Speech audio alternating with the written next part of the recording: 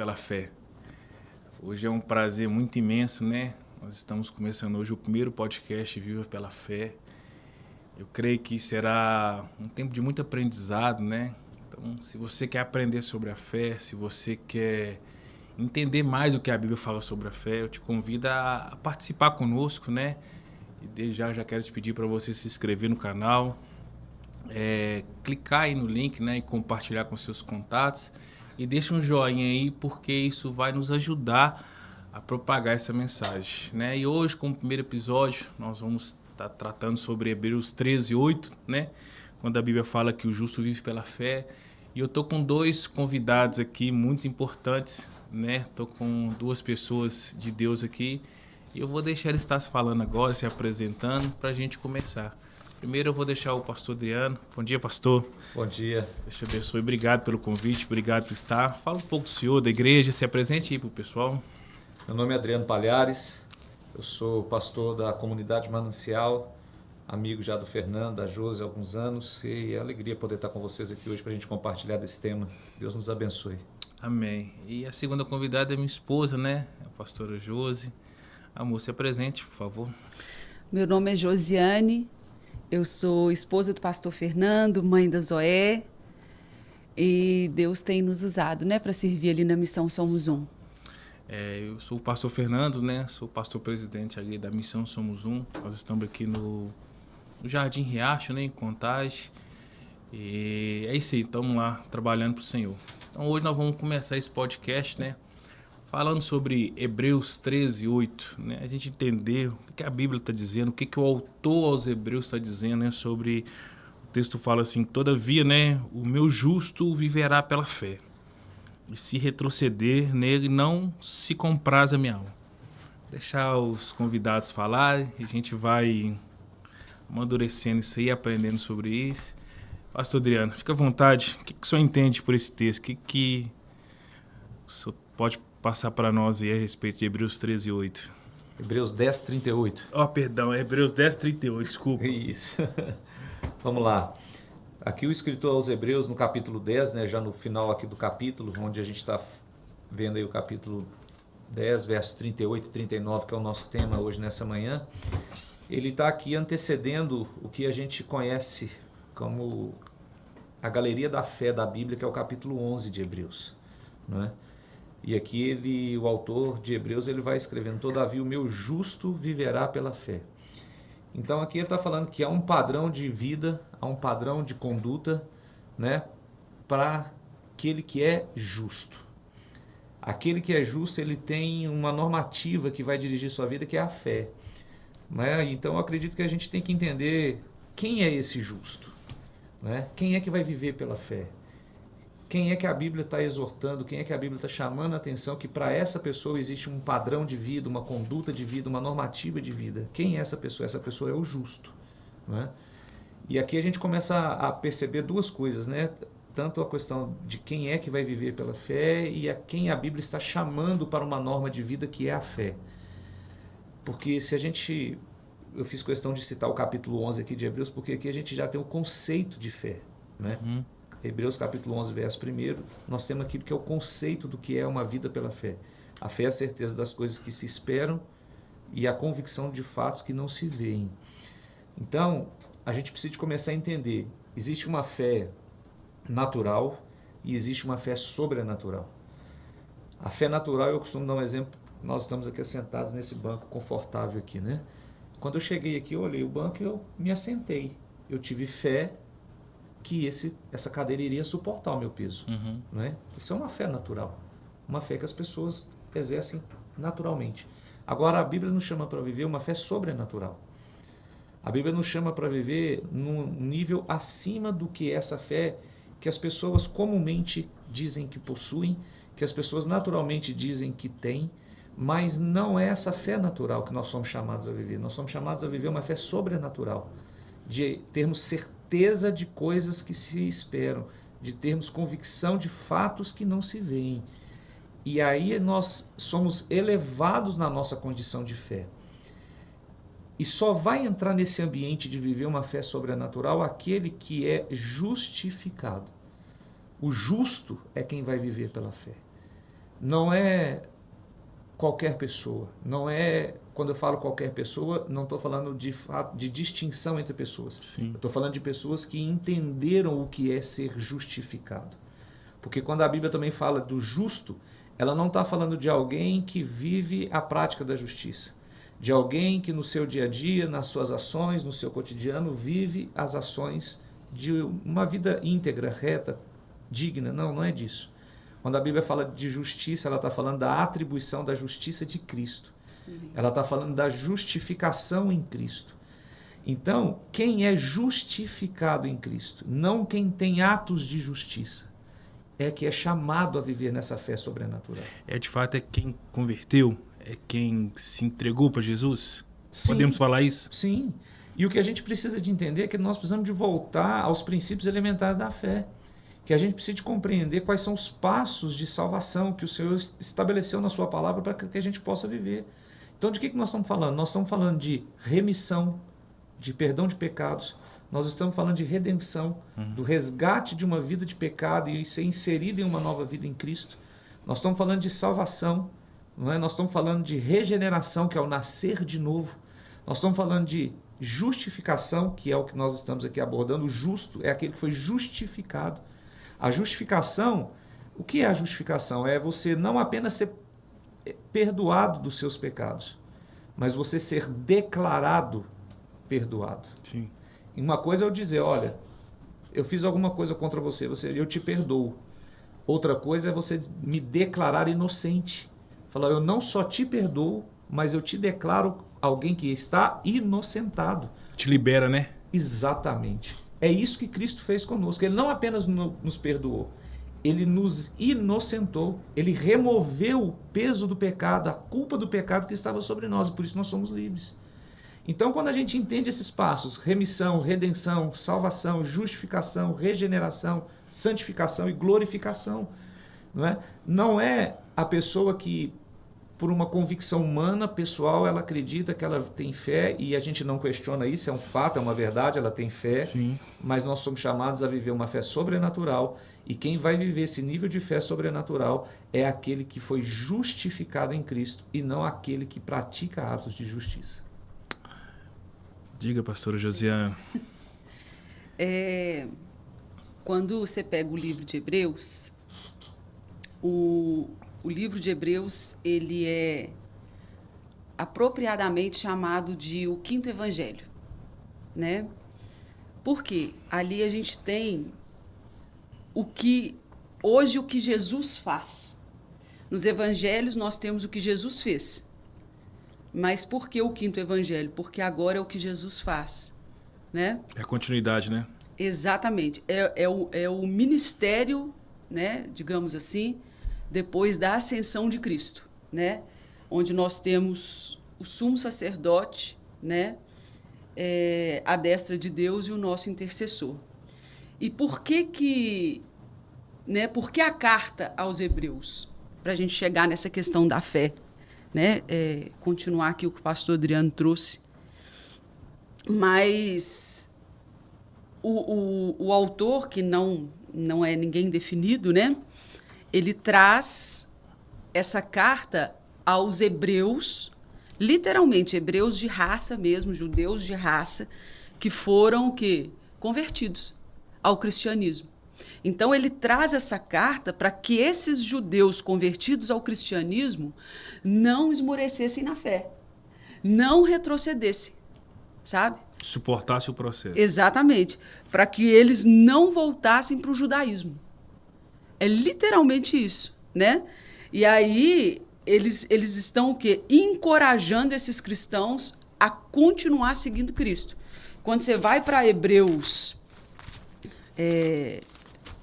10, quer ver? Aqui, ó. Hebreus 10, 32. Lembrai-vos, porém, dos dias anteriores, em que, depois de iluminados, é o que o pastor Adriano falou, desses processos, né? Depois de ser iluminado pelo Espírito Santo, depois desse novo nascimento, sustentastes grande luta e sofrimentos. Então, assim, quando a gente pega também Atos 18:2, que a gente pode abrir, a gente vai ver que esses cristãos em Roma, eles estão passando por uma perseguição. Quer ver? Só um minuto. Ó. Lá encontrou certo judeu chamado Áquila, natural do Ponto, recentemente chegado da Itália, com Priscila, sua mulher, em vista de ter Cláudio decretado que todos os judeus se retirassem de Roma. Ou seja, eles estavam passando por uma perseguição. E aí, né, alguns estudiosos, e a gente vai juntando os pontos, né? Os pontos, e a gente entende isso, né? Essa carta é para aqueles judeus que foram convertidos ao cristianismo, para eles continuarem, independente do que eles estivessem passando, independente da tribulação, para eles terem essa esperança. Agora, a esperança bíblica é diferente da esperança que nós conhecemos. Porque a esperança é o seguinte, eu acredito em algo que pode ou não acontecer. Eu tenho uma esperança. Agora, quando a Bíblia traz nessa esperança em Cristo, é uma esperança certa.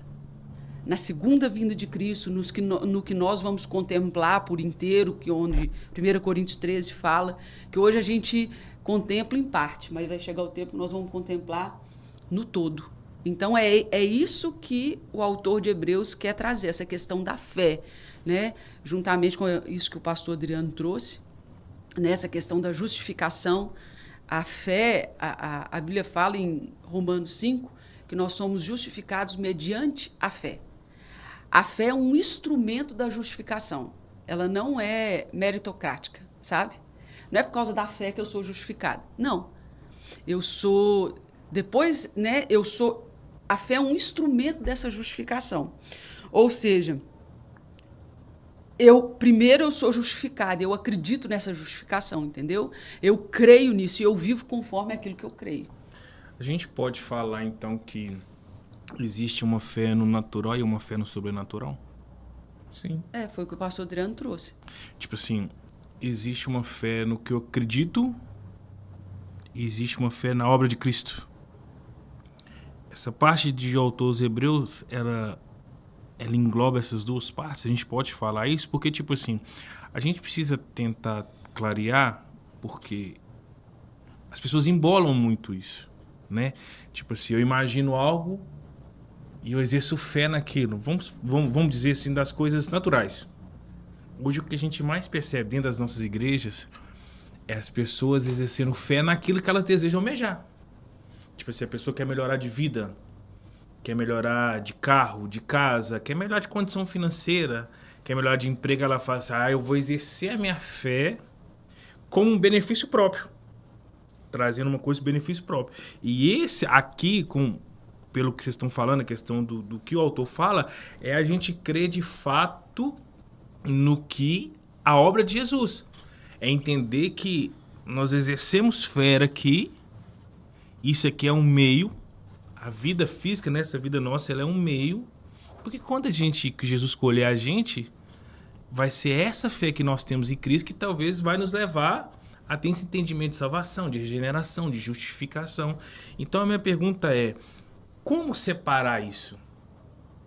O que vocês podem falar dessa separação de a fé no natural e a fé no sobrenatural? Até onde a fé no natural é o correto? Tem um texto de 1 João 5,14 que fala que a oração que Deus ouve é a oração que é feita em cima da vontade dele. E tem muita gente exercendo fé em algo que Deus não prometeu, algo que Deus não falou. Isso é verdadeiro? A gente pode tornar isso como verdade, porque a gente vê muitas pessoas se frustrando, né, na fé porque acreditaram em algo e aquilo não se cumpriu. Quantas pessoas saem da nossa igreja que elas vêm com uma ideia, elas vêm imaginando algo, Deus vai fazer, de fato Deus não faz, e com o tempo ela entende que Deus não vai fazer, ela vai embora. O que a gente pode falar? O que a gente pode, nesse momento, tratar para trazer essa diferença, essa clareza na mente das pessoas? Porque, pelo que vocês estão falando, pelo entendendo aqui, tem a fé no natural e tem a fé no sobrenatural. A fé no sobrenatural, ela já está distinta, ela já está resolvida. É você crer na obra, na regeneração, na justificação, nos pontos que você tocou. E a fé no natural? O que é certo e o que é errado? Como saber exercer a fé nisso? O que vocês me falam disso? Na hora que você colocou a sua pergunta, você já trouxe implícito nela a resposta, não é? Então vamos lá, o que é a fé no natural? As pessoas têm fé que elas vão melhorar de vida, que elas vão se tornar pessoas melhores, que elas vão conseguir construir, edificar, elas vão empreender, elas vão realizar. Isso é lícito, né? Isso é algo benéfico, isso é algo normal. E as pessoas têm que realmente ter fé nisso, mas isso é uma fé natural. Por que eu estou dizendo isso? Que quando a gente fala de fé sobrenatural, nós não estamos falando das convicções da pessoa humana, nós estamos falando de fé nas promessas de Deus. Então existe uma diferença muito grande entre as coisas que desejo, fé na fé, as coisas que espero, não é? E a fé nas coisas que Deus já nos revelou. a fé em Cristo. A fé na palavra, Sim. a fé em Cristo. Então existem distinções. Então, jamais podemos imputar como algo ruim a uma pessoa que tenha anseios, aspectos, né, de ter um processo onde ela vai alcançar as coisas que são naturais na vida de qualquer pessoa. E que é lista, né? E que são lícitas. Mas existe uma outra questão depois, nisso a gente pode falar, né? Eu tenho uma mensagem que são os pecados lícitos, né? Mas como é que pode ter pecados lícitos? Jesus ele contou uma parábola certa vez onde ele mandou convidar pessoas nobres, pessoas para um banquete, e ele manda o servo e aqueles servos começam a dizer, olha, eu não vou, peça desculpas ao seu senhor, porque eu acabei de comprar um campo e eu não posso ir para o banquete. O outro diz, olha, não posso, acabei de comprar uma junta de bois e preciso de cuidar, eu não posso ir para o banquete. E o outro diz, casei, não posso ir. E a pergunta é, há algum problema em você comprar uma propriedade? Não. Há algum problema em você aumentar os seus negócios com as suas juntas de bois, o seu estoque, as suas coisas, a sua indústria? Não. Há algum problema em você se casar? Não. Onde é que estão os pecados lícitos? Quando essas coisas lícitas me impedem de estar em um banquete com o rei. Oh. Então esse é o problema. Então o que acontece? É natural que as pessoas almejem melhorar suas condições. Mas quando nós estamos falando de uma fé sobrenatural, nós estamos falando de fé naquilo que Deus estabeleceu, nas promessas de Deus. E aí eu te pergunto, aonde é que Deus prometeu que Ele traria vida confortável para as pessoas? Aonde foi que Deus prometeu que Ele traria fartura e abundância nos padrões e nos moldes da sociedade, do contexto humano que nós vivemos hoje? Não, não há. Se a gente voltar aqui para Hebreus capítulo 11, a galeria da fé, nós vamos ver que o primeiro personagem que essa galeria apresenta é Abraão, e ele é chamado do pai da fé. Não é? Por que ele é o pai da fé? Se a gente for lá para Gênesis capítulo 12, a gente vai ver que Deus ele faz um chamado e ele libera junto com esse chamado uma promessa. Não é? Sai da tua terra, da tua parentela e vai para um lugar que eu te mostrarei. Eu ainda te mostrarei, né? Eu te abençoarei, lhe engrandecerei o nome e tu serás uma bênção. Então nós vamos ver a palavra abençoar duas vezes dentro de uma mesma sentença. Parece uma redundância, onde ele está dizendo que abençoarei e tu serás uma bênção. Não. Se a gente vai para os originais hebraicos, ali da palavra, ali no capítulo 12, esse eu te abençoarei é uma bênção intencional, é uma bênção específica. Por quê? Porque Deus estava estabelecendo a partir de Abraão a obra da redenção. Então Deus está falando assim, olha, eu vou fazer algo específico através da tua vida. E esse é o propósito original da minha aliança com você. Não estou te fazendo bênçãos generalizadas, eu não estou te prometendo inúmeras coisas, eu estou te chamando para cumprimento de um objetivo, de um propósito. Uma missão única, né? Uma missão única. Que é te fazer que através de você o Redentor vai vir. Aquele que foi prometido lá no começo de Gênesis, que da mulher nasceria um que pisaria a cabeça da serpente, isso vai acontecer a partir de você e através de você. Abraão inicia isso, né? Exatamente. Aí ele vai, ó, eu te abençoarei, eu vou fazer algo específico através da sua vida. E depois ele continua, eu vou te engrandecer o nome, que já seria por si só algo maravilhoso, né? A Bíblia fala que nós devemos ser pessoas que carregam credibilidade e reputação. E a Bíblia continua, aí ele vai falando, e tu serás uma bênção. Essa bênção do final do capítulo 1, do versículo 1, ela é diferente do te abençoarei. Essa tu serás uma bênção já é uma bênção genérica. Pelo fato de você cumprir algo que eu estou te dando, pelo fato de você cumprir algo que eu estou estabelecendo para a tua vida, tudo mais na sua vida vai cooperar. Tudo mais na sua vida vai fazer com que você se torne uma pessoa abençoada em todas as áreas da sua vida. Então veja bem, as pessoas querem ser abençoadas em todas as áreas da vida, mas não querem ser participantes de um cumprimento de um propósito. Qual que é o cumprimento do propósito para mim e para você hoje, e para todas as pessoas que pronunciam sua fé em Cristo? Vivermos uma vida segundo aquilo que a palavra de Deus estabeleceu para que nós possamos viver. Segundo os padrões bíblicos. Segundo os padrões bíblicos. A fé, ela tem dois aspectos. A fé, ela tem um aspecto de obediência. Se Deus estabeleceu algo, eu tenho que, muito mais do que, eu tenho que obedecer aquilo. Mas mais do que obedecer, eu tenho que me submeter aos processos. Eu tenho que me sujeitar. Se eu quero receber algo, a Bíblia é muito clara. Se atentamente me ouvires, se tiveres o cuidado de observar, sempre há uma condicionante. Deus, ele libera uma promessa, eu vou te abençoar, mas você vai ter que ter o cuidado. Ela é condicional, né? De fazer tudo aquilo que está escrito. Então, quando eu, muito mais do que acreditar na promessa, eu me sujeito ao processo, é a forma com que isso vai se concretizar, se realizar na minha vida, se materializar na minha vida. E hoje há uma discrepância muito grande. As pessoas estão esquecendo das bênçãos espirituais, elas estão colocando as bênçãos espirituais, o que eu estou dizendo disso? De salvação, alegria de salvação, prazer na santificação. As pessoas estão abandonando isso em detrimento das coisas desse mundo. Parece que não e vai. aí, quando as coisas não acontecem, elas se frustram com Deus. Por quê? Porque elas acreditaram na promessa, mas não se sujeitaram aos processos. E aí as coisas não acontecem. E a gente precisa entender que a fé tem esses dois aspectos. Amém. Pode falar. Em Hebreus 12, 4. Ora, na vossa luta contra o pecado, ainda não tendes resistido até o sangue. Hebreus trata da superioridade de Cristo. Isso que o pastor Adriano trouxe é tão poderoso, porque hoje não existe alegria. Por simples fato de se vir a Cristo, hein? Não estou generalizando que é todo mundo, sabe? Não é isso. Mas hoje a gente... Por quê? Porque a gente não traz à memória o que realmente nos dá esperança, que é o que Cristo fez. Porque nós somos justificados não é por causa da fé, é por causa da obra de Cristo. Amém.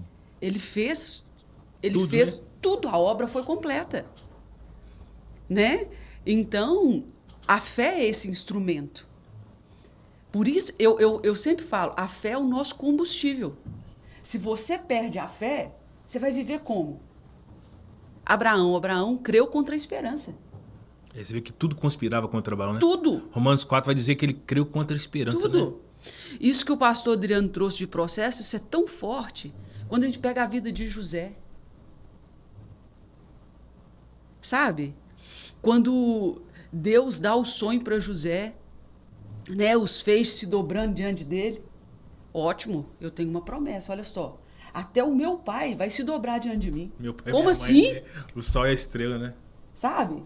E ótimo, eu tenho uma promessa, tá tudo beleza, e vamos que vamos, e vamos contar para os irmãos, vamos ficar felizes, porque eu vou ser grande. Só que José não imaginava que logo depois eles iam jogar ele numa vala. Ele ia ser vendido como escravo. Ele ia para cá de Potifar.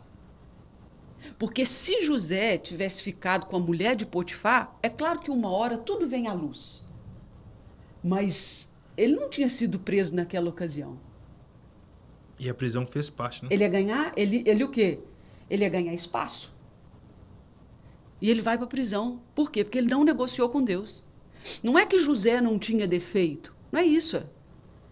A fé não é um atributo, uma virtude de super-herói. Não.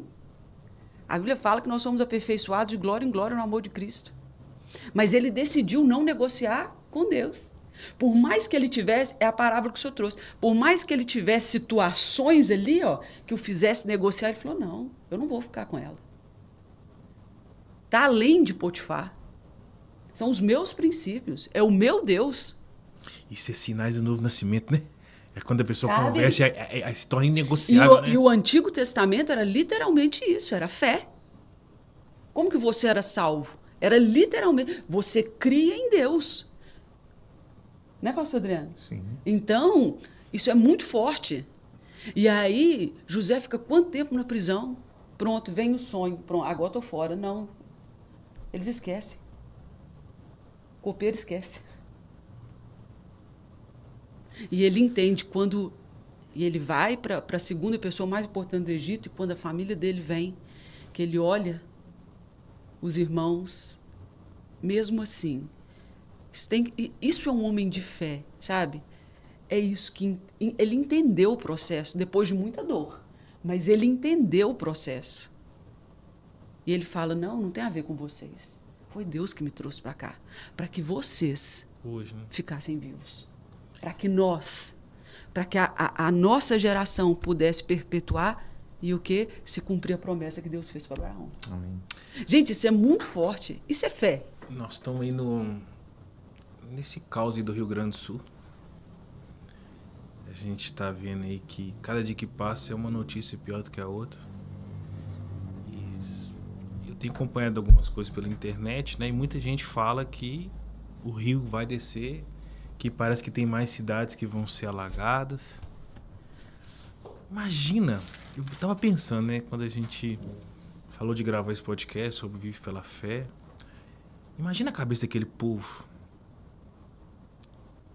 Eu vi um pastor falando que 87 cidades do Rio Grande do Sul não tem uma igreja evangélica, que o Rio Grande do Sul é o estado menos evangelizado do Brasil.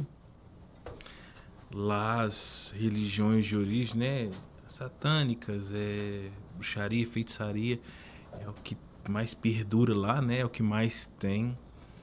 E aí Deus já vinha usando algumas pessoas, né, alguns profetas aí. Eu vi alguns vídeos que foram gravados em janeiro, fevereiro, que de fato alguma coisa ia acontecer no Rio Grande do Sul. A gente não pode falar, né, a origem disso, a gente sabe o que aconteceu. Mas imagina para essas pessoas, porque o que nós estamos tocando nesse assunto, né, dessa fé que supera tudo, que quando você crê, você passa por cima dessas coisas, porque é isso que o autor dos Hebreus fala, né? Que existe algo muito maior, muito superior que nos espera. Como que o povo vai reagir a isso? Você vê pessoas ali que perdeu tudo. Eu tava vendo um vídeo que a água subiu 10 metros, assim, em questão, se não deu nenhuma hora, a água subiu, lavou tudo. Agora tem algumas cidades que a água já baixou. E você vai ver que muita gente perdeu muita coisa. Hoje eu tava vendo um vídeo que tava o cheiro de defunto. Tá fedendo defunto já. Graças a Deus nós estamos aqui em Contagem, BH, né? Isso não chegou até nós. E eu acho que eu não saberia lidar com essa situação. Não sei, é óbvio que Deus ele vai capacitar, ele vai preparar a gente para tudo. Mas na concepção de vocês, a gente pega esse contexto do Rio Grande do Sul. Imagina esse povo que não serve a Deus lá. Entender que é uma vontade permitida. Porque Deus poderia ter livrado dessas enchentes. A gente sabe que Deus tem um controle de todas as coisas. Mas como que isso na cabeça das pessoas? Tem muita gente que pode se revoltar contra Deus. Cara, mas se Deus existe, né? Tem muito disso, né? Se Deus existe, por que permitiu passar isso? Nós hoje entendemos que os processos, as dificuldades, os momentos, né, que a gente passa é para amadurecimento nosso, para crescimento nosso, para o estreitamento do nosso relacionamento com Deus, para a gente conhecer mais Deus. A gente sabe que o processo da dificuldade ela não é em vão, ela tem um objetivo, né? Ela tem um propósito nisso. Mas a minha pergunta é, vamos tentar encaixar isso na situação do Rio Grande do Sul. O que o senhor acha, pastor Adriano? Josi, o que você acha? Por que Deus permitiu passar por isso? Qual que seria o propósito de Deus em permitir, vamos falar como uma vontade permissiva, a gente não pode afirmar nada, em deixar o povo passar por isso. O que o senhor acha, pastor? Não tem resposta para isso, irmão. Simples assim. Gente, eu não seria leviano, não me arriscaria a falar absolutamente nada sobre isso, nesse sentido. Tragédias acontecem. Coisas ruins acontecem. As coisas... Olha, a gente está vivendo um quadro de comoção de algo duro e cruel que aquele povo está vivendo, que atingiu milhares e milhares de pessoas. Mas nós não podemos amenizar ou aliviar as tragédias individuais e pessoais. Uma pessoa que perde um ente querido, ela está sentindo uma dor tão intensa como uma dor coletiva que um Estado ali está sofrendo. Entendeu? Então a gente não pode tratar as coisas dessa maneira. Essas pessoas de lá, elas vão precisar de exercer fé, né? Uma força sobre-humana para poder reconstruir em suas vidas. A gente está falando de uma coletividade, todo um Estado que foi atingido. Mas, de novo, nós não podemos menosprezar a dor individual, as perdas individuais. Não é? Que, no final das contas, cada uma daquelas pessoas é um indivíduo que vai ter que lidar com as suas dores, suas perdas, não é? E reconstrução, os processos de reconstrução da sua vida. Isso é uma coisa. Mas quando a gente volta aqui, né, para a questão do nosso texto e do nosso tema hoje, irmãos nossos na fé, lá do Rio Grande do Sul, pessoas que nasceram de novo, pessoas que têm a natureza de Deus nelas, as tragédias às quais elas estão passando, às quais elas foram submetidas, não podem abalar a fé que elas têm em Cristo. As questões naturais que elas estão enfrentando não podem abalar as questões espirituais, a realidade espiritual que elas têm. Pessoas que tiveram uma revelação de Cristo, que conhecem a Cristo. E por isso é que o texto, todavia o meu justo vai viver pela fé, e se retroceder a minha alma nele não se compraz. As adversidades, as perdas, as lutas que nós vamos enfrentar na nossa vida não podem abalar a nossa fé para a salvação. Não podem abalar as nossas convicções na eternidade que nos foram reveladas por Cristo e através de Cristo. Então são coisas distintas, são coisas separadas, não é? Pessoas que não tiveram uma revelação de Cristo como Senhor e Salvador, pessoas que não alcançaram a fé salvadora em Cristo Jesus, essas pessoas, por não terem um conhecimento de Deus, eu estou usando essa palavra, revelação, porque uma coisa é você ter o conhecimento de Cristo, outra coisa é você ter uma revelação de quem é Cristo. O conhecimento humano, todos têm. Sabe que ele existe. Nós estamos vivendo hoje no ano de 2024 depois de Cristo. Todas as pessoas hoje no mundo, elas conhecem e sabem quem foi o Cristo da história, o personagem da história. Mas o Cristo, o ungido de Deus, o Salvador, o Messias, o enviado de Deus, o Filho de Deus, isso é uma revelação. Então nós precisamos de fazer essa distinção. Essas pessoas que não tiveram essa revelação de Cristo como Senhor e Salvador de suas vidas, inevitavelmente elas vão viver muitos conflitos. Inevitavelmente elas vão passar por muitas coisas que vão abalar até mesmo o conhecimento que elas têm de Cristo. Mas aquele que tem uma revelação do Senhor, aquele que nasceu de novo, que tem a natureza de Deus, as adversidades dessa vida não podem abalar sua fé. Tiago fala, né? Tem motivo de muita alegria, né? Como você falou, quem realmente tem essa revelação de Cristo tem que estar se alegrando. A palavra de Deus diz que nós só podemos consolar alguém com a consolação que nós recebemos. Somente quem foi submetido aos processos,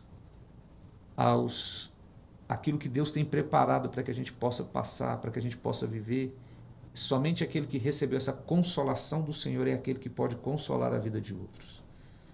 Então o que nós temos que fazer é orar para que Deus possa sustentar os nossos irmãos na fé, para que eles possam consolar a outros, para que eles possam levar outros a um nível de consolação que eles têm no Espírito Santo, sabe?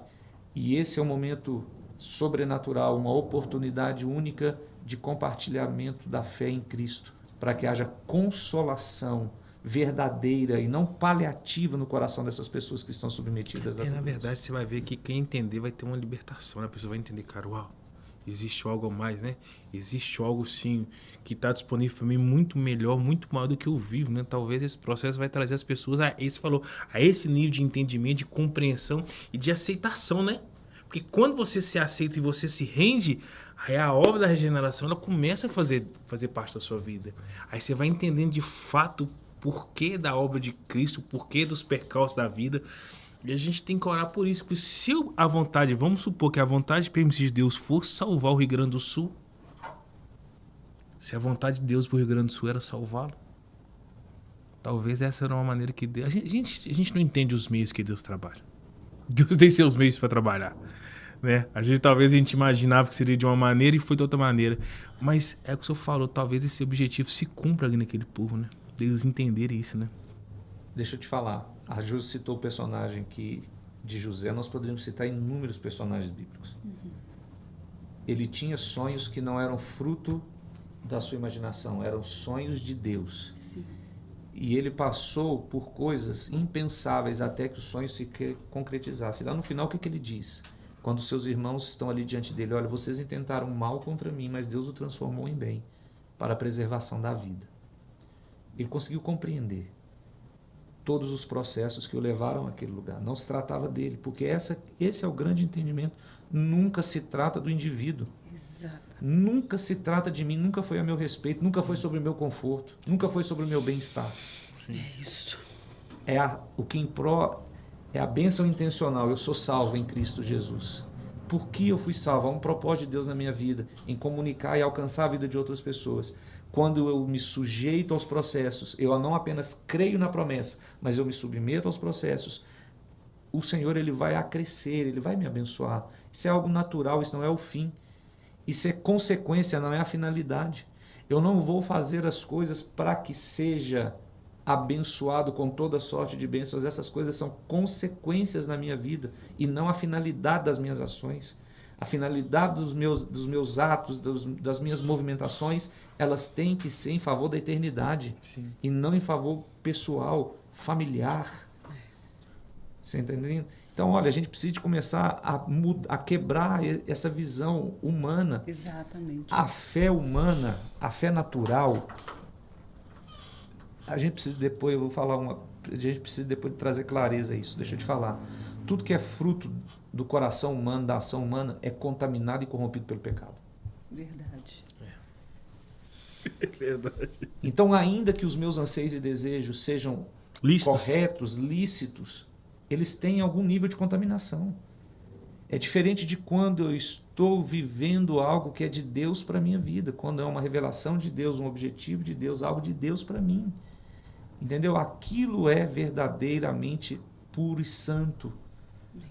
Então eu tenho que entender que há um propósito de Deus para a minha vida em que eu tenho que ser sujeito a Ele, fiel a Ele, cumpri-lo. E em consequência a isso, as outras coisas vão cooperar na minha vida. E as pessoas hoje invertem o processo, elas invertem a ordem, elas querem receber, elas querem ser abençoadas, elas querem ser agraciadas, porque é uma falsa percepção de que se tudo isso acontecer, a vida delas será uma vida tranquila do ponto de vista que elas poderão, inclusive, servir a Deus. Inclusive, né? Entendeu? Então são coisas que a gente precisa de começar a quebrar essa ordem, essa mentalidade humana. São estruturas de pensamento humano, exatamente. São estruturas de pensamento humano que precisam ser destruídas, quebradas. É uma comunicação. Isso impede você exercer a fé saudável, né? A fé sobrenatural, né? A fé sobrenatural. É deturpado, Exatamente. É deturpado. Não se trata disso. Olha para você ver. Eu citei Abraão, eu vou voltar para ele de novo. Abraão foi passando todos os processos, Deus foi conduzindo ele, foi conduzindo sua vida, eu não quero aqui entrar em detalhes, mas chega um momento em que aquilo que foi o cumprimento da promessa que Deus fez, que dele faria uma grande nação, de que através dele todas as famílias da terra seriam abençoadas, e se concretizou de que maneira? No nascimento de um filho, Isaac. E chega um momento em que Deus fala com Abraão assim: agora você vai pegar Isaac, você vai levá-lo até o monte, você vai sacrificar, você vai fazer com que ele morra. Ou o que Deus estava falando? Olha, tudo que eu te prometi, esquece, vai morrer junto com essa criança na hora que você sacrificar lá no morro, lá no alto daquele monte. Mas nós vamos lá para Gálatas capítulo 3, o que está escrito lá? Que o evangelho, ele foi anunciado a Abraão. Vamos lá, Gálatas capítulo 3. Que coisa linda, né? A Bíblia é muito linda, né? Tem quanto tempo já, hein? Nós estamos batendo papo aqui. Como não acreditar? Como? Gente, a hora passa e a gente nem vê, né? Gálatas 3, pastor? Gálatas capítulo 3. A partir do verso 9, diz assim: de modo que os da fé são abençoados com o crente Abraão. Todos quantos, pois, são das obras da lei estão debaixo da maldição, porque está escrito: maldito todo aquele que permanece em todas as coisas escritas no livro da lei para praticá-las. É evidente que pela lei ninguém é justificado diante de Deus, porque o justo verá pela fé. Está lá, né? Está repetindo, Hebreus está repetindo o que está aqui em Gálatas. Né? Mas olha, vamos continuar aqui. Versículo 13. Cristo nos resgatou da maldição da lei. Deixa eu achar aqui onde que está. Gálatas capítulo 3.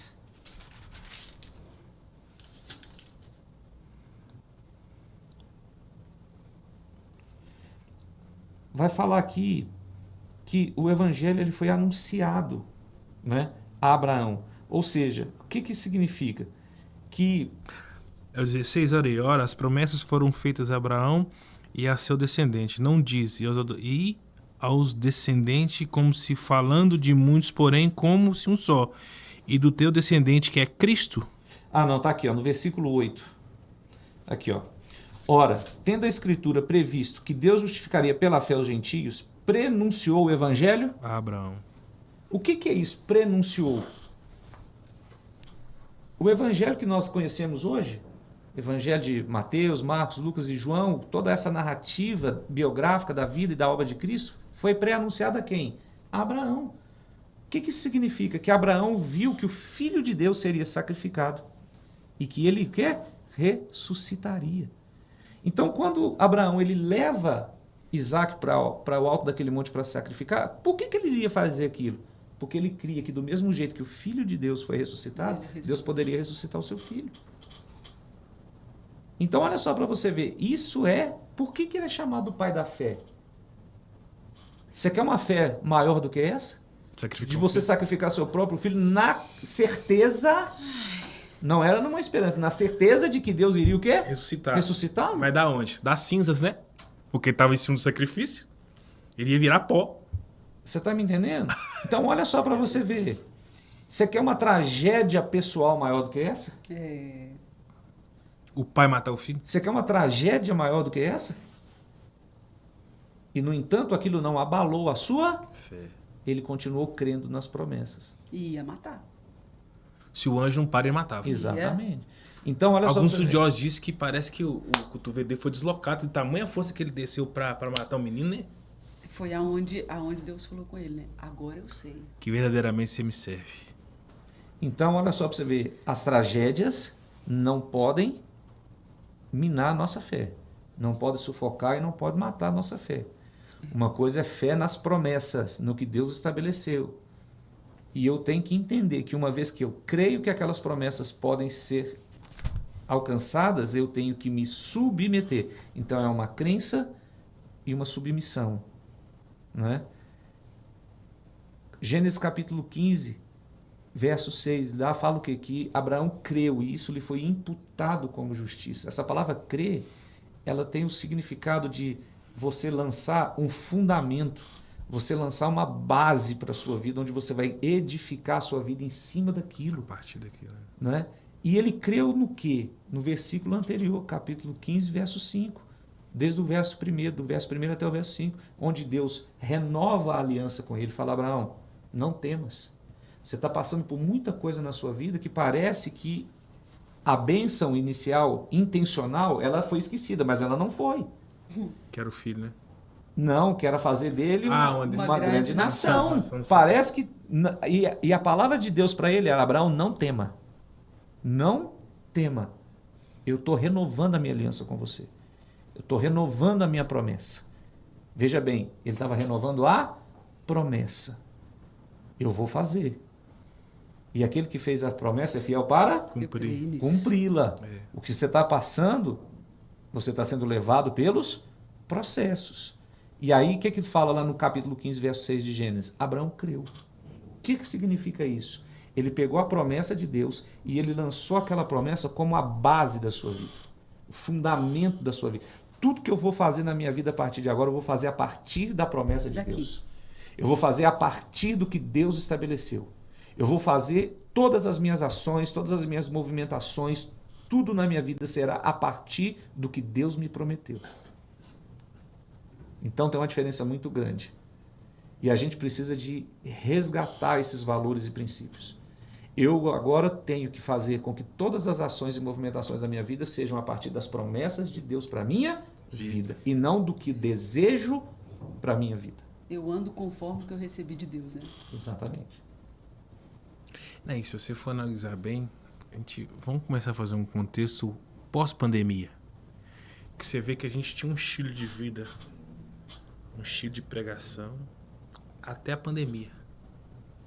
Da pandemia para cá, a gente vem vendo um monte de evento que está acontecendo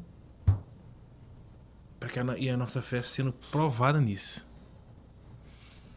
A gente for analisar bem, não sei se vocês entendem, eu vejo muito dessa maneira, né? Isso é uma visão pessoal minha, que Deus permitiu a pandemia chegar e você vê que ele começou um tratamento da nossa fé. A nossa fé começou a ser provada porque a gente começou a passar por lugares, viver coisas que não era normal. E se for ver de lá para cá, muitos acontecimentos têm acontecido, muitas coisas têm acontecido, e por mais que Deus nos livre, mas Deus não tem nos isentado de passar por esses momentos. Igual eu tenho visto falar muito aí de falta de alimento, que tá para faltar alimento, que tá para ter um apagão aí. Algumas coisas estão sendo lançadas, né? A gente não sabe até onde é verdade, o que é certo, o que não é. Mas você vê que hoje a gente pega a economia do nosso país, você vê assim, e se tem uma área que afeta muita gente é a vida financeira, né? Toda pessoa que passa por dificuldade financeira, você vê que a fé dela... Eu, igual, por exemplo, a minha área que Deus mais trabalha comigo é no financeiro. Quando Deus quer trabalhar na minha fé, me levar a um nível novo de fé. Porque chega uma hora que todas as portas são fechadas. Chega uma hora que você não tem recurso natural mais. Chega uma hora que você precisa? Crer. Eu creio que Deus vai fazer. Como? Você olha para um lado, você não vê saída. Você olha para o outro, você não vê saída. Então você vê que a sensação que eu tenho é que Deus está tirando uma igreja saudável de dentro de uma igreja corrompida. Uma igreja que crê. Porque a gente veio de muita balela. A gente veio de um tempo de muito pseudo-evangelho. Essa teoria da prosperidade deixou o povo brasileiro muito mal acostumado. As pessoas, não estou generalizando, mas a gente vê que tem pessoas hoje que param de ir para a igreja porque Deus não fez conforme ela queria. E a gente tem visto que Deus tem... Eu tenho uma convicção no meu coração que a nossa geração é a geração da volta de Jesus. E você vê que Deus está preparando uma igreja, está preparando um povo para de fato anunciar essa volta. É o que a gente está tratando aqui desde o início, né? De você se alegrar nesses processos, saber que esses processos é um meio de uma promoção de Deus, né? É um meio pelo qual Deus vai trabalhar na gente, mas quando você resiste isso, quando você é fiel a Deus, quando você supera esses processos, a gente entende que de fato nós estamos vivendo essa fé sobrenatural em Cristo, porque Jesus passou por isso aqui na Terra. Então, sim, eu percebo, eu não sei se eu sou vez na comunidade do Senhor, mas a gente teve um choque com isso. A gente assume uma igreja onde as pessoas tinham a fé no natural e, de repente, o natural começa a ser provado. Porque, pastor Adriano, eu vim de uma época com Jesus que eu orava num dia e Deus fazia no outro. Eu já passei por fase da minha vida de eu intentar em oração e Deus fazer. Só que eu já vivi fases da minha vida de orar 2, 3, 4 anos assim, ó, e a coisa não acontecer. E eu ter que permanecer firme naquilo, porque a minha fé não estava no que Deus ia fazer. A minha fé estava em Cristo. E a gente sabe, né, talvez um jargão, né, falar assim, se Deus não fez é porque ainda não chegou o tempo, né? Não chegou a hora, ou talvez você não está preparado para aquilo, porque Deus sabe quem nós somos. Deus sabe quem é a gente na dificuldade, mas Deus sabe também quem é nós na abundância. Então, o que vocês percebem por isso? O que vocês podem entender de pós-pandemia para cá? Com esse tanto de evento, com esse tanto de acontecimento, a gente viu quantos homens de Deus que a pandemia veio e levou. Teve um caso, não sei se foi ano passado, esse ano, de um menino de louvor, Pedro. Ele era lá de Goiânia, estava ministrando em cima do púlpito, ele infartou, ministrando. Um menino de Deus, ele caiu duro e morreu em cima do púlpito. E vocês vê, eu tinha um professor no Carisma, Drummond Lacerda, um homem de Deus demais. Pegou Covid e não voltou. E a gente viu que de pandemia pra cá, muita coisa começou a mudar. O que vocês entendem por isso? O que a gente pode falar sobre isso? Será que a gente entrou num tempo de fato onde Deus está gerando dentro de nós uma fé genuína, uma fé verdadeira, uma fé em Cristo? Será que Deus está desmistificando essa fé no natural, igual você acabou de pontuar? Tipo assim... Porque a fé humana, igual você falou, ela é corruptível, né? Ela está sujeita ao pecado, né? E a fé em Cristo, a fé no sobrenatural, ela está isenta dessas coisas. O que a gente pode falar por isso? Por que você acha... Qual que é o tempo que a igreja brasileira vive? Qual que é o tempo que os crentes vivem? Esse tempo onde a fé parece que conspira contra nós. A situação, a fé não. A circunstância conspira contra nós. Você vê, quando a gente vai ler Romanos 4, né, que a Bíblia fala que Abraão, ele creu contra a esperança. A Bíblia fala que Abraão tinha 100 anos. E a idade de Sara já era avançada. Então, pela lógica natural, não teria como Isaac nascer. Pela lógica humana. Eles não tinham mais idade para gerar um filho. Tanto é que a Bíblia fala que Sara riu, né? Quando Abraão fala da promessa, né, de Isaac. O que vocês entendem por isso? Esse tempo agora. Você acha que nós estamos vivendo um tempo onde Deus está gerando dentro de nós uma fé verdadeira, genuína? Uma fé de fato em Cristo? Embora nós não anulamos o natural, mas é como se o natural tivesse saindo do trono, do primeiro lugar, da promoção financeira, do aumento financeiro, igual a gente já tratou, isso não é lícito, mas ela não é tão importante quanto a fé em Cristo. A fé no sobrenatural, a fé na obra, na regeneração, na redenção, na justificação, na glorificação. Será que Deus está mudando isso dentro de nós? Será que Deus está mudando isso dentro da igreja? Será que Deus está trazendo de fato a gente para esse lugar por causa do tempo que nós estamos vivendo? De Mateus 24, dos sinais da volta de Jesus, já se cumpriram praticamente todos que estão escritos em Mateus 24. Está tão claro que a volta de Jesus está aí. Porque a nossa geração, em relação à volta de Jesus, nós somos indesculpáveis, pastor. Amor, a nossa geração é a geração que mais viu os sinais da volta de Jesus se cumprir. Pastor Adriano, nós estamos vendo isso com nossos próprios olhos. Não tem como a gente falar que Jesus não está voltando. Porque cada dia que passa, os sinais estão mais claros, eles estão próximos de nós, pastor. Os sinais estão acontecendo, às vezes, dentro da sua família, dentro da minha família, na nossa igreja, próximo de nós, no bairro que nós moramos.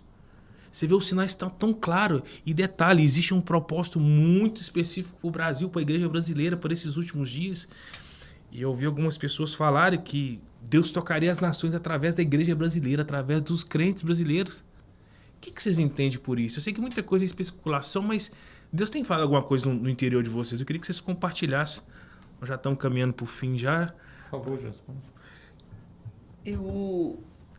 Eu vejo que um dos problemas que a gente tem é que a gente enxerga Deus mediante a nossa ótica e não a palavra. A visão de Deus, nós enxergamos aqui. A gente está dentro de um podcast, eu estou enxergando, não é isso? Uhum. 2 copos, papapá. Deus não. Deus tem um universo na palma da mão. Então a visão de Deus é macro. Eu não posso falar que o Rio Grande do Sul está passando por isso, por aquilo, por aquilo, por aquilo, por aquilo, por isso. Não. Sim. O que eu sei é o que a palavra fala, que Deus não tenta ninguém. Deus prova para que as pessoas sejam aprovadas. Qual que é o maior propósito do Espírito Santo? Nos fazer parecidos com Cristo. Né, pastor Adriano? Então, a gente precisa entender isso. Morte para Deus é um meio. Então, mediante a qual ótica que eu tenho olhado as coisas? Palavra ou a minha humana, mera, medíocre? Não estou falando só a minha, não. É o que o pastor Adriano trouxe. Quando tem algo vindo de nós, tem pecado, é corrompido. Sim. Sabe? Então, hora nenhuma, Deus falou para nós, Jesus falou que ia ser legal, que ia ser confortável. A cruz é desconfortável. Jesus nos chama a viver um evangelho de cruz. Ela é desconfortável. O problema é esse, é que a gente espera das coisas e de Deus o que ele nunca falou. Então, a gente vive numa utopia. Você falou, será que Deus está trazendo a gente para viver esse evangelho de novo? Não, Deus nunca quis que a gente saísse dele. Uhum. Mas existe um resgate, né? Mas Deus nunca quis que a gente saísse dele. Desse evangelho genuíno, da palavra de Deus, né? Do próprio Cristo, a palavra falada. Deus nunca quis que a gente saísse dela. Veio o humanismo, pós-modernidade, papapá. Ao longo da história, muita coisa foi deturpada. Agora, claro que nunca é tarde para recomeçar. Aquele que confessa e deixa, alcança a misericórdia. Deus pode fazer nova todas as coisas. Deus pode fazer o que Ele quer, na hora que Ele quer. Olha só, olha o texto. Só rapidinho para eu concluir aqui, eu creio que o pastor Adriano vai falar também. Lembrai-vos, porém, dos dias anteriores, em que, depois de iluminados, sustentastes grande luta e sofrimentos. Ora expostos como espetáculo, tanto de opróbrio quanto de tribulações, ora tornando-vos coparticipantes com aquele que desse modo foram tratados. Porque não somente vos compadecestes dos encarcerados, como também aceitastes com alegria o espólio dos vossos bens, tendo ciência de possuirdes vós mesmos patrimônio superior e durável. Não abandoneis, portanto, a vossa confiança, ela tem grande galardão. Com efeito, tem necessidade de perseverança para que, havendo feito a vontade de Deus, alcanceis a promessa. Ou seja, quando a gente vai lá para trás, a história da igreja, a gente vê o que a perseguição gerava. Eles são expostos como espetáculo. Ia para o Coliseu. Era um circo. Né? E os cristãos sendo comidos por feras. Olha isso. Imagina, você está com uma criança no colo, o leão vem. E vários estudos falam que eles morriam, vários deles cantando louvores. Os bens, quando, por exemplo, eu sei que o pastor Adriano é cristão, ele confessa, né, ele professa Jesus, tal. Se eu entrego ele, automaticamente os bens dele ficam para mim. E vai ele e a família dele. O primeiro a morrer é o líder. Então, entende essa coisa de desonra, de acabou bem, acabou tudo, acabou liberdade, você perde literalmente tudo. E aí, o que o autor de Hebreus fala? Cristo é superior. Não abandona a fé. Ela é o seu combustível para você passar por tudo isso aqui. Porque o que Deus nos prometeu? Vida eterna. É lá. O seu tesouro está lá. É incorruptível, né? Onde não tem traça que corrói. Olha para ele, busca as coisas do alto, espera nele. Sabe? Então, é isso, essa mentalidade de eternidade que a gente precisa ter. É fácil? Não. São tantas situações que às vezes quer nos parar, nos confundir, né? Não é fácil. Viver para Cristo não é fácil. Agora tem um detalhe. Se eu for na minha força, é impossível. Gente, isso é muito sério. É claro que eu preciso me posicionar a viver. Não quer dizer que eu posso ter uma vida regalada. Mas essa obra completa é feita pelo Espírito Santo. É Ele quem nos chama, é Ele quem convence, é Ele quem leva as pessoas para a igreja. O pastor Adriano falou de consolação. Quem que você acha que está lá consolando, usando pessoas para consolar? Nós somos ruins. Ai de nós se não for o Senhor. O que Isaías falou? Ai de mim. É Ele, é o Espírito Santo quem faz. E por isso que a gente falou sobre a justificação, é mediante a fé. Né? Eu creio que eu sou justificada, mas eu já fui justificada, porque a obra de Cristo é completa. Agora, é essa fé, é isso, é esse combustível que me faz não retroceder, que me faz não apostatar, divorciar da fé, que me faz não olhar para trás. Agora, quem me sustenta para que isso aconteça? O Espírito Santo. Isso é uma chave para a gente viver nesses dias, né? Para a gente viver nesse tempo, né? De a gente alimentar a nossa fé, né? Através desses princípios, né? Através da palavra, da oração, né? A fé bíblica, ela é a fé naquilo que Deus falou. Amém. Ela é a fé nas promessas de Deus. Então, para que eu possa viver essa fé, eu tenho que conhecer o que Deus falou. Eu tenho que saber o que Deus estabeleceu. E o grande problema é que tem muita gente que não sabe. Então, aí está a grande incoerência das coisas muitas vezes. De novo, a gente não questiona a fé de absolutamente ninguém. E a fé das pessoas são reais e legítimas. Mas fé em quê? Então, para que eu conheça... Então, existe hoje um grande contingente de pessoas que pronunciam sua fé em Cristo, mas não têm vida com Cristo ao ponto de conhecer o que Deus estabeleceu para a sua própria vida. Ela é condicional, né? Então... Não, ela é circunstancial, né? Deixa eu te falar. Isso é até uma lei civil, uma lei natural. O fato de você desobedecer uma lei não te isenta... O fato de você desconhecer uma lei não te isenta do descumprimento dela. Se amanhã você pode cometer uma infração, você vai ser levado diante de um juiz e você vai falar com o juiz assim, eu não sabia que isso era errado. Ele vai falar assim, o problema é seu. A lei existe. Se você descumprir, você vai ser penalizado. É isso aí. Entendeu? Então, as pessoas, elas precisam conhecer as promessas de Deus. É preciso relacionamento com a palavra. É preciso conhecimento. Porque o fato de você não conhecer não te isenta da penalidade. A palavra de Deus, eu tenho uma expressão que eu uso lá na igreja com o meu povo, lá, que é o seguinte, olha, a mesma palavra que te abençoa é a mesma que te sentencia. A mesma. Esse é muito forte. A mesma palavra que te insere num lugar de bênção é a mesma que te insere num lugar de condenação. Não estou entendendo, pastor, o que é isso? O que vai definir se eu vou ser abençoado ou se eu vou ser sentenciado? A resposta que eu vou dar àquilo que eu ouvi. Se Deus me falou algo, e quando eu estou falando de Deus falou algo, eu não estou falando do camarada que está lá na casa dele e ele ouviu a voz de Deus, não.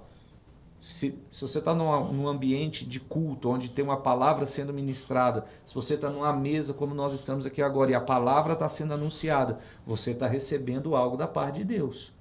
Você está ouvindo algo da parte de Deus. O que vai definir se aquilo que você está recebendo vai ser bênção ou vai ser uma sentença na sua vida? A resposta que você vai dar. Em obediência ou desobediência, né? Então quem vai definir isso sou eu, porque Deus já determinou, Deus já estabeleceu. Então eu tenho que fazê-lo. Então você estava falando de pandemia, nós estamos falando de tragédias naturais, de coisas que estão acontecendo, e deixa eu te falar uma coisa, elas vão continuar acontecendo numa intensidade cada vez maior. Por quê? Porque Deus já nos disse que isso iria acontecer. Verdade. Se você vai lá para Mateus capítulo 24, lá para Lucas capítulo 21, você vai ver que sinais seriam vistos quando a volta de Cristo fosse acontecer. E todos esses sinais que a Bíblia disse que iriam acontecer nesse tempo, eles estão se cumprindo. Então, se eu não conheço o que Deus já estabeleceu, eu estou achando que nós estamos vivendo debaixo de um tempo de uma desgraça absoluta, onde as coisas estão acontecendo, tragédias, as pessoas estão sendo afetadas, e isso é um fato, é uma verdade. Mas se eu tenho conhecimento de que Deus já havia dito que isso iria acontecer, a minha percepção, a minha ótica será diferente.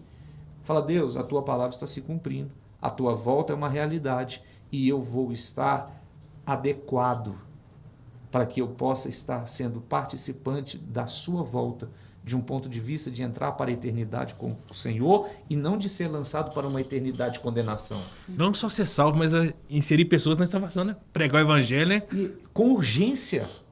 Com urgência. Para ontem.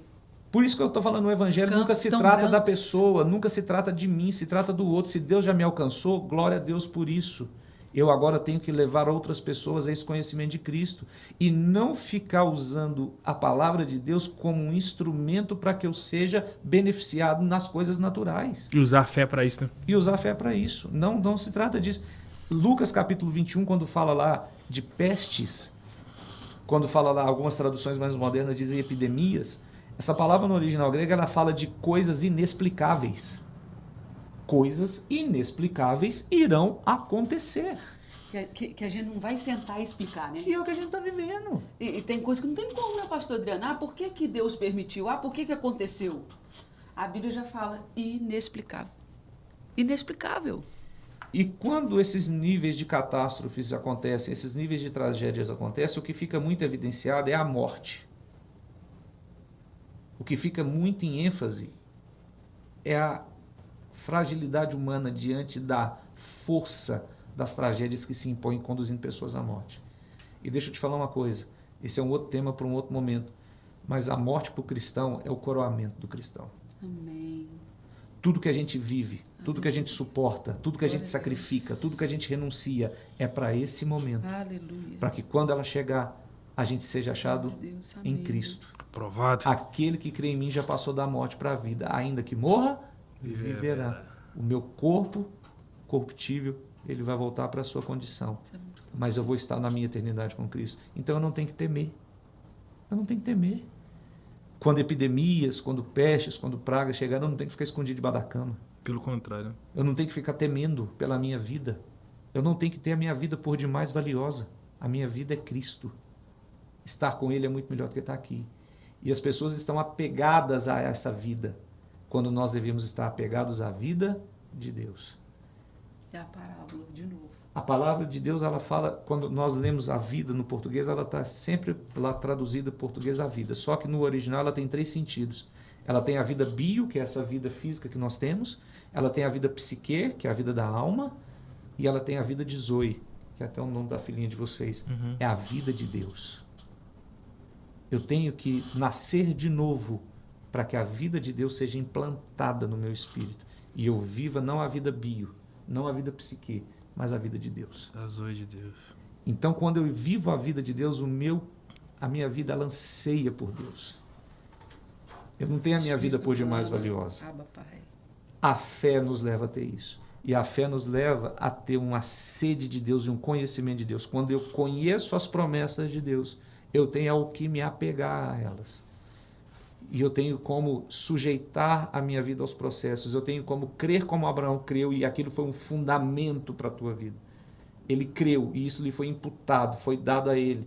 Não por merecimento, mas foi imputado. Foi algo que foi colocado na sua vida da parte de Deus. Eu vou construir minha vida nisso.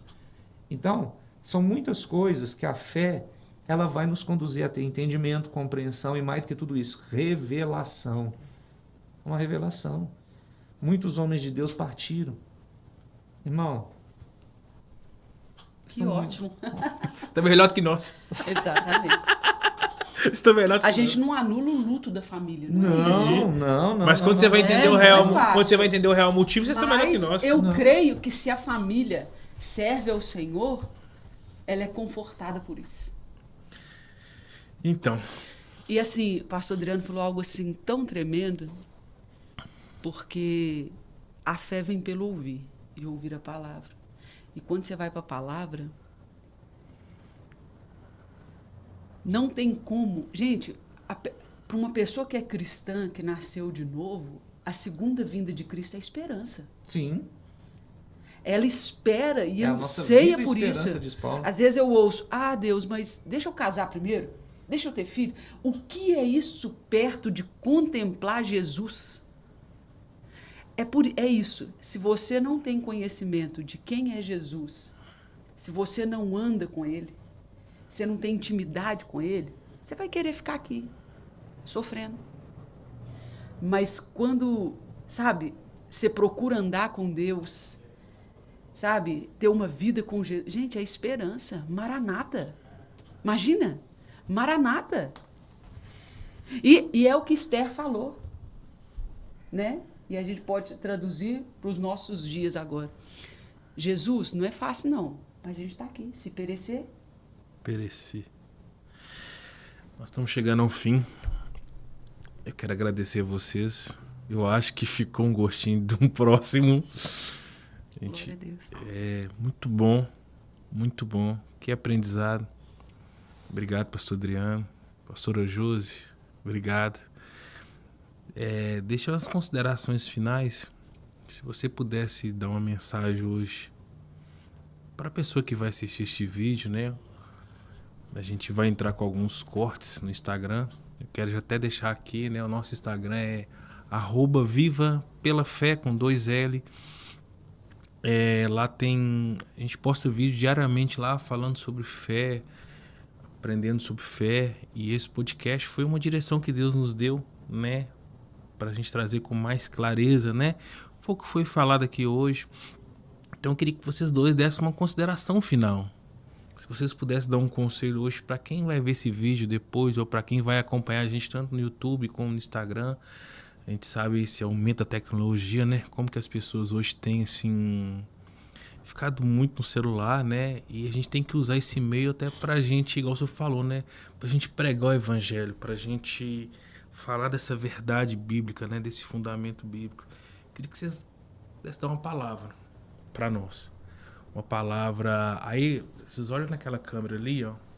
Nessa câmera aqui. Libera uma palavra, pastor, sobre quem vai nos ver. Um conselho, né? Um homem tão experimentado como o senhor. Quanto tempo na caminhada com Jesus? Quanto tempo pastoreando a igreja, né? Quanto tempo ensinando a palavra? Que é a vocação de vocês, né? Que é ser mestre, né?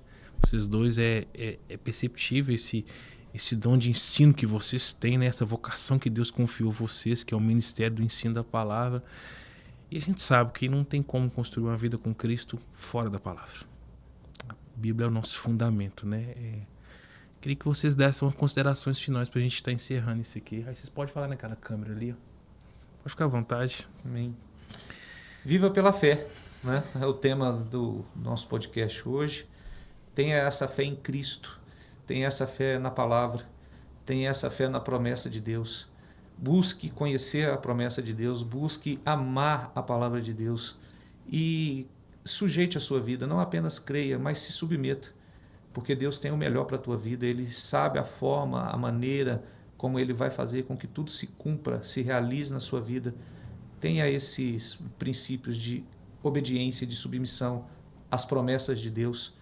Busque ao Senhor, busque conhecer a palavra e mais do que isso, ame a Deus, ame a palavra, ame a Cristo.